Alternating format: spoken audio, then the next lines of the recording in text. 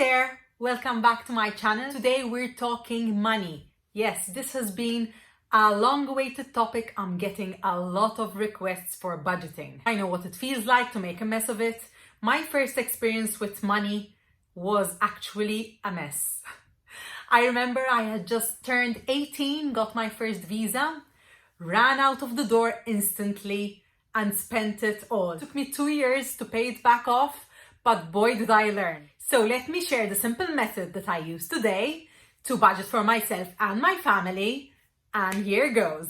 The basics.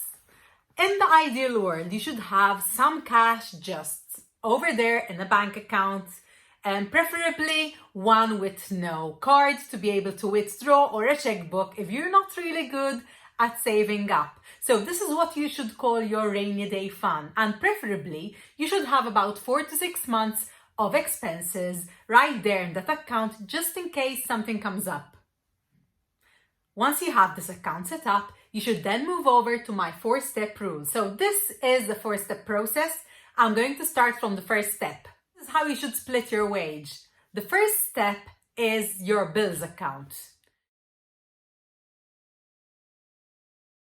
You should take into consideration all of the bills that you incur throughout the year, list them, and then divide that number by 4. Why did I say 4? I meant to say 12. You need to divide it by 12. So here you should include your phone bills, your internet bills, and you should include gifts for the year, and you should include car services, insurances, loans, mortgages, anything that you need to pay monthly, bi-monthly or yearly should go down in this list. Once you divide it by 12, you have a figure which needs to be paid monthly and which needs to be taken out of your bills account. Step 2 is your long-term savings.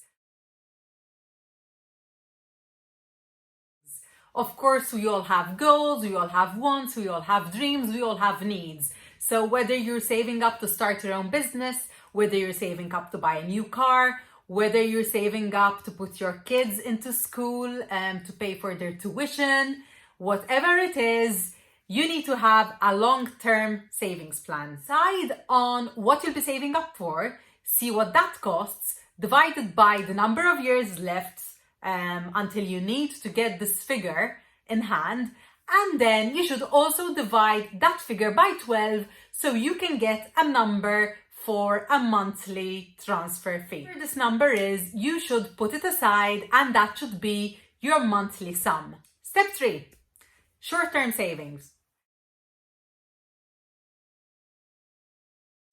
Short-term savings will help you to have a goal which is achievable, and it will also deter you from spending money on meaningless things. Think about what you'd like to save up for short term. Maybe you'd like to go for a weekend away this November. Maybe you'd like to have a family photo shoot. Maybe you buy a new coat and you want to save up for it. Whatever it is, you need to decide on a monthly fee for your short-term savings and also plan to put that aside. Once you've calculated and decided on your monthly figure for bills, long-term savings and short-term savings, the rest is your spending power. So that is step 4.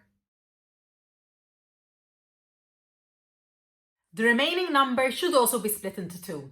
You've got the amount you'd like to spend on groceries, and then the rest of the amount you can spend on anything as you please.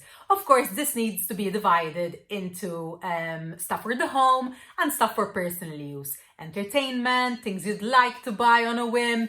Of course, then that is your decision. Once you've got figures for what you should be spending on bills, what you should be spending for long-term savings, what you should be spending on short-term savings, you've got this remaining amount which you will spend on groceries and on the rest of the stuff, however you see fitting. So that's it basically. That's the method that I use to budget for myself and for the family. As you can see, it's no rocket science. It will take some work to set it up for the first time because you need to think of all the bills that you pay throughout the year so that you can set it up nicely. But once you've got that done, it's pretty much a no-brainer. And when my wage comes in, I just split it up into the separate accounts and I am done for the month. So I hope you've enjoyed my budgeting video, and I hope that you will find it helpful.